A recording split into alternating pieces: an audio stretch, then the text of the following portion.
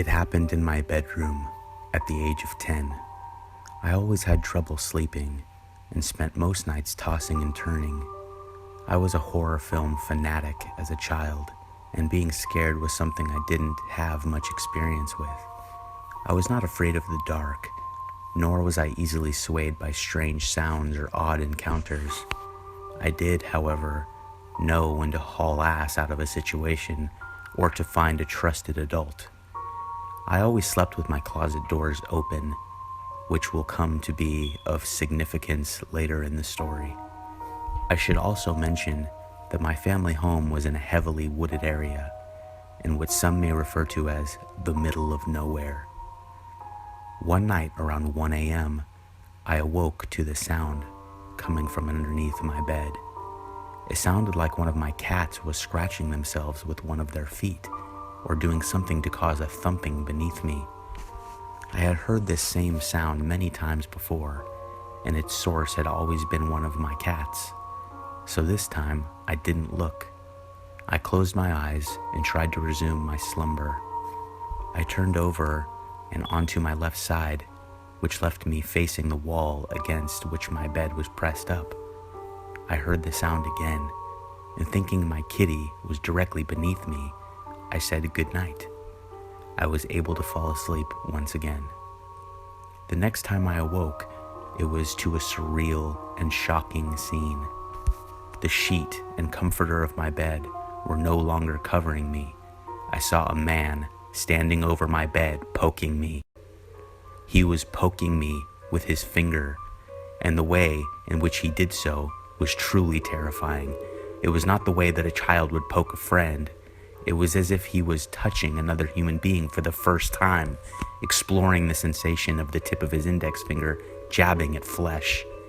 What I saw was so unbelievable, so impossibly strange, that I believed I was dreaming. I tried desperately to awake from my nightmare, to no avail. The poking continued. He poked at my chest, my belly, my legs, and my arms. Paralyzed and scared shitless, I yelled, "Wake up!" And with this, the man threw himself to the floor and closed his eyes, as if he was trying to lead me to believe that he was asleep or dead. I have no idea. It was at this time I realized I could not have been dreaming.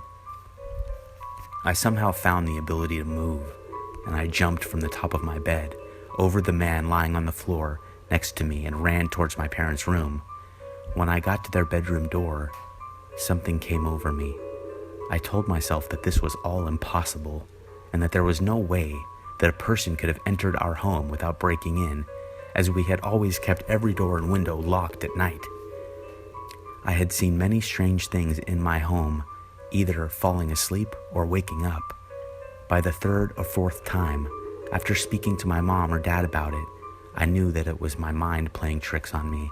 I turned away from my parents' bedroom door and decided to hastily check the house for a break-in. What I found was that nothing was out of the ordinary. No broken windows or locks, no busted doors, nothing. I assured myself that I had to have been dreaming or hallucinating, and blamed my obsession with horror films for this. I made my way down the long, dark, and narrow hallway to my bedroom. I peeked inside and saw no one. I turned on the light, got down on the floor just outside the doorway, and looked under the bed. Nothing. I proceeded to check both of my windows for signs of a break-in, which were not present. Both windows were closed and locked. I knew it. I was totally seeing things, imagining things. I might have been dreaming. I crawled back into bed and decided to watch some TV in order to calm myself down and distract from thoughts of the scary as hell dream, hallucination, or whatever I had just had. I turned on the TV, flipped to a channel with a seemingly boring program. This always helped me get sleepy, and put the remote control on my bedside table. I was lying on my right, facing away from the wall that I had mentioned previously. As I laid there, my eyes began to adjust to the dark room with the faint light from the TV screen. Just beyond the TV, I saw something that made my heart sink into the pit of my stomach. Inside my closet with one of the doors now slightly closed. I saw the man standing perfectly still, facing the wall, hiding, waiting for me to fall asleep, I imagine. I couldn't breathe. I couldn't move. I sat and stared at the man in my closet for what seemed like minutes, but was likely only a few seconds. I quickly got out of bed, hoping that the man wouldn't notice and that my dad could catch him hiding in the closet. I once again made my way to my parents' bedroom door, still remaining as quiet as I possibly could, and went inside. I shook my dad and my mom at the same time, and when they awoke, I said, "Shh, don't make a sound. There's someone in my closet." My parents both jumped up and said, "What?" I repeated myself and asked them to please call 911. My mom immediately picked up the phone. Neither of my parents doubted my claim, as I had always been honest and forthright. They both knew that there was no way that I was making this up or that I was mistaken. I'm sure that the look I must have had on my face made it clear that this was really happening. My dad told my mom and I that he was going to look and urged us to stay in their bedroom and lock the door. So we did. At this point, I was beyond scared. I didn't know what the man was capable of, whether he had a weapon or whether my dad was safe. I just stood in the room with my mom and cried. After what felt like hours, my dad knocked on the door and told me it was him and that it was okay to open the door. My mom unlocked the door and let my dad inside. I said something to the effect of, "Did you get him?" And my dad looked at me with the most unsettling and confused look imaginable. He said, "There's no one there." I assured him that there was indeed a man in my room and that he had been poking me. My dad said that he had just checked every inch of the house and found no one. He had also checked the doors and windows, just as I had done. Then it hit me. He must have had a key. As soon as I said this, my parents looked at each other in absolute terror. Our nearest neighbor, a trusted and beloved friend whom we'd considered family, was in possession of a key to our house. As she had regularly babysat me since I was a toddler, she was the only person outside of my immediate family with a key to our home. Soon after this revelation, the police arrived, took statements, checked around our property, and then left. None of us got any sleep that night. The next day, my dad went to my neighbor's house and asked if she knew where her key to our house was. She said yes, and when she went to show him, she saw that it was missing. Her home had no signs of a break-in, and she had always kept her doors and windows locked, or so she says. My parents had all of the locks in our doors changed and opted to never again give a key to anyone, except in the wake of an emergency. I never discovered the identity of the man that lurked in my bedroom that night. The event left me traumatized, and it took a very long time for me to accept what had happened and move on. My sleeping trouble turned into full-on insomnia, and for about a decade I was unable to sleep without a light on. It has been 20 years since that night, and apart from my parents, I have never told a soul about it until now. I have actually found writing this to be very cathartic. My heart goes out to anyone who has suffered a trauma in their lives, and I hope that you are all able to find peace within yourselves.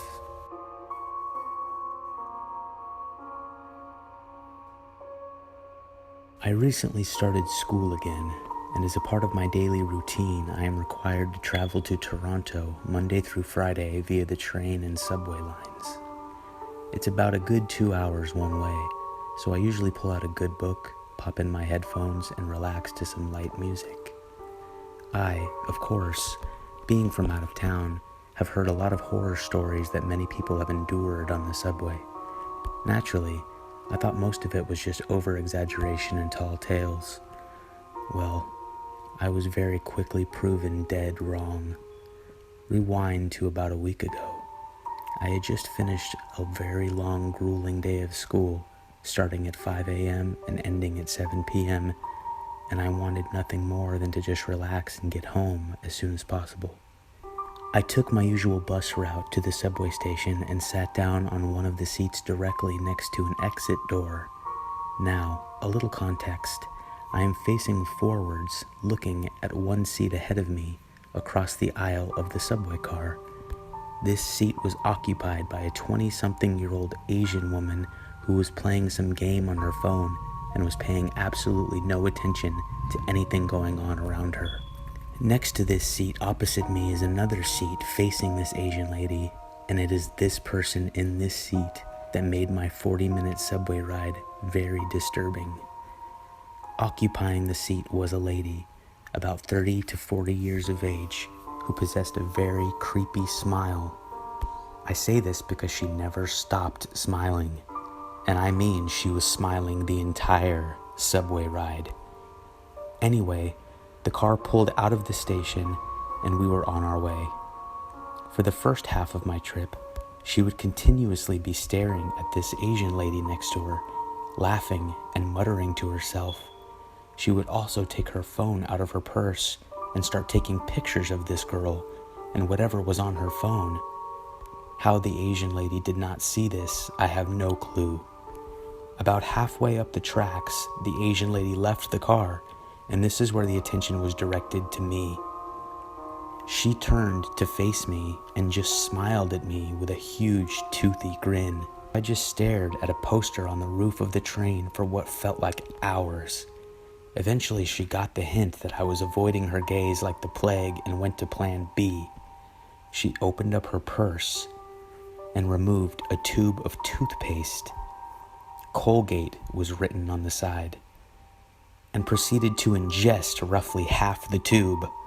I damn near threw up then and there, but somehow held it together, even though she was still staring at me and laughing at me covered in toothpaste. My stop came, and I bolted from that car as fast as I could. I got to the escalator and hazarded a glance back, and guess who I see fast walking after me, arms held still at her side, still smiling. I was understandably extremely terrified by this point. I ran out of that station right to the bus just as it was pulling out of the station. I took one final look back, and there she was, standing on the platform, head cocked to the side, laughing and waving goodbye to me.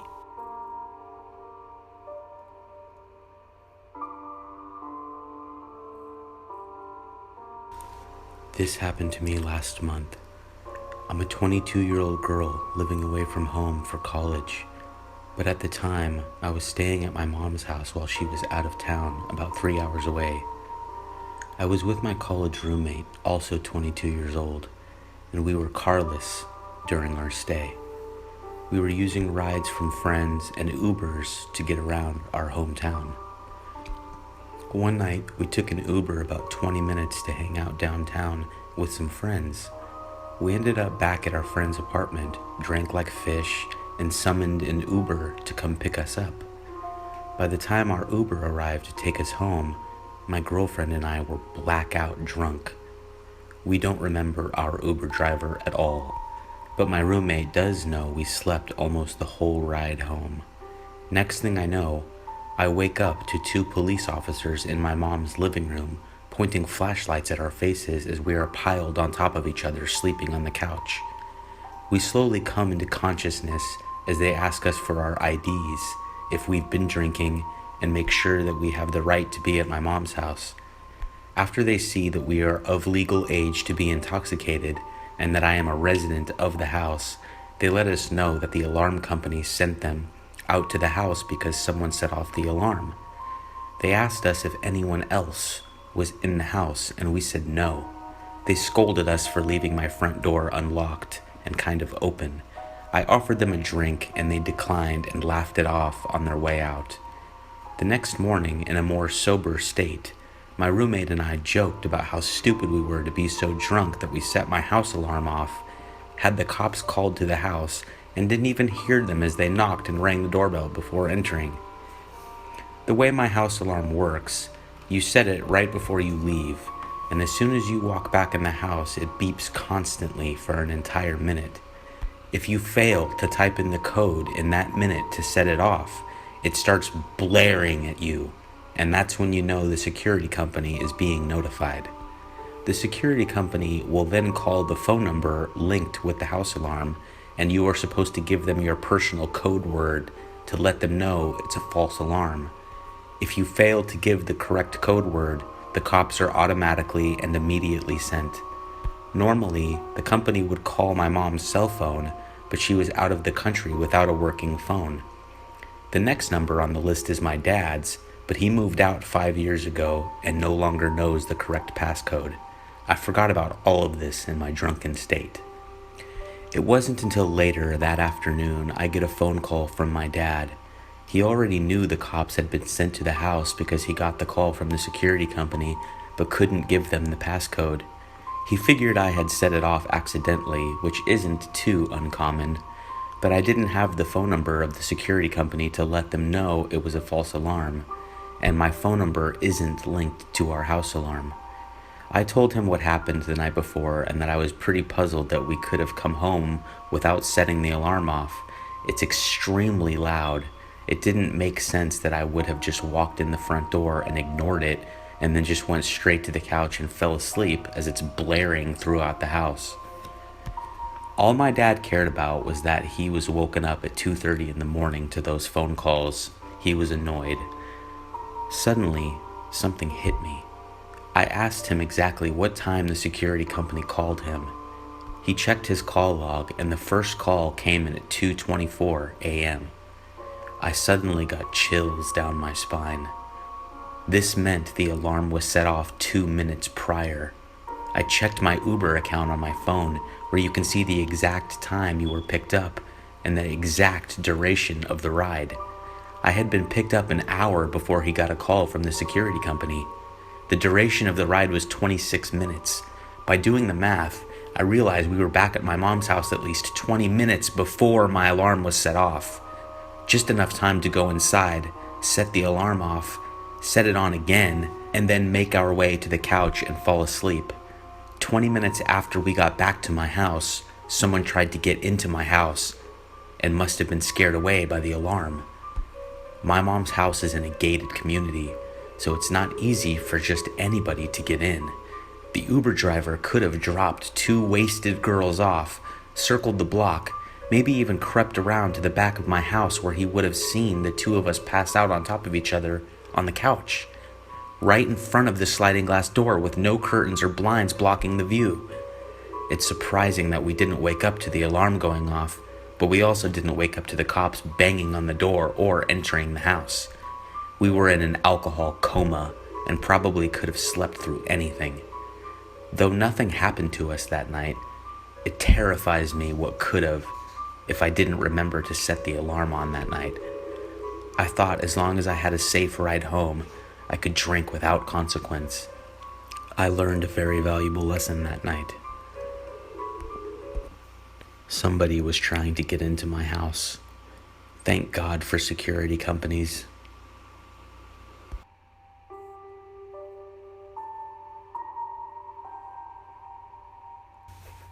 Some backstory.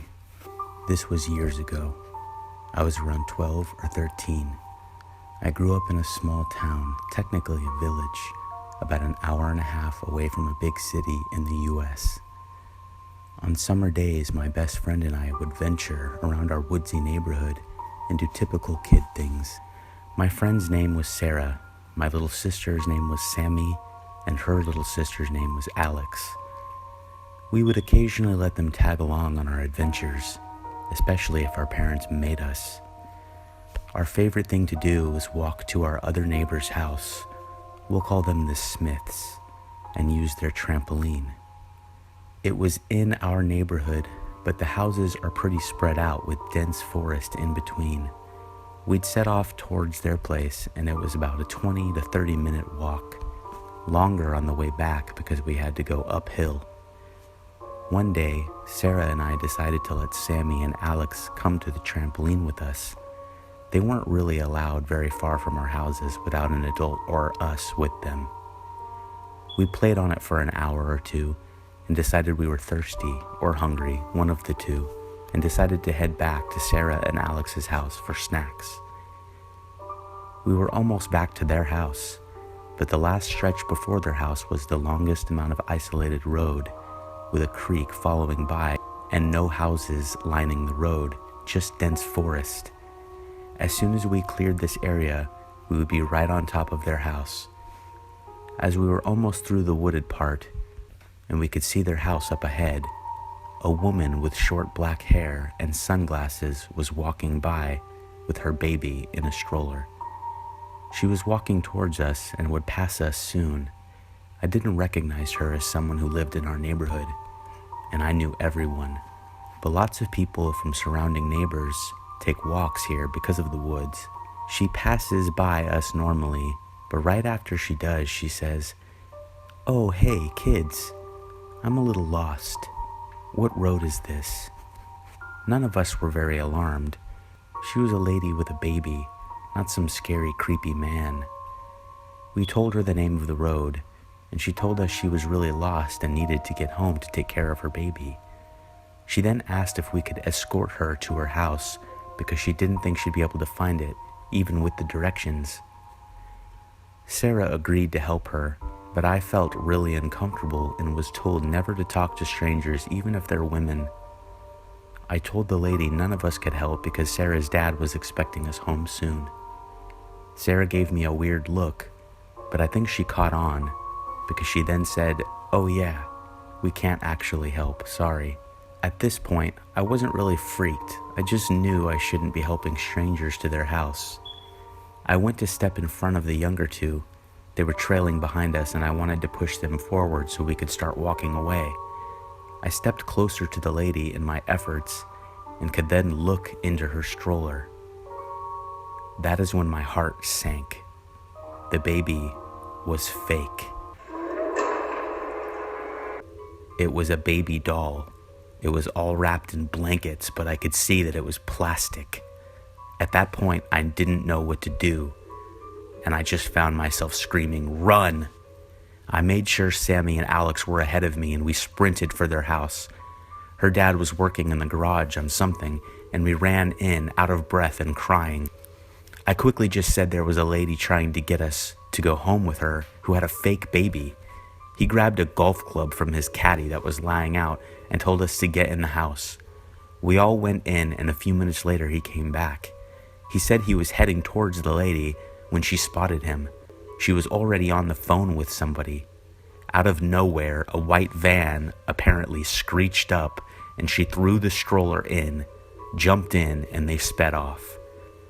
It was definitely a creepy experience, and I don't know what that lady's intentions were, but I felt like they were not innocent.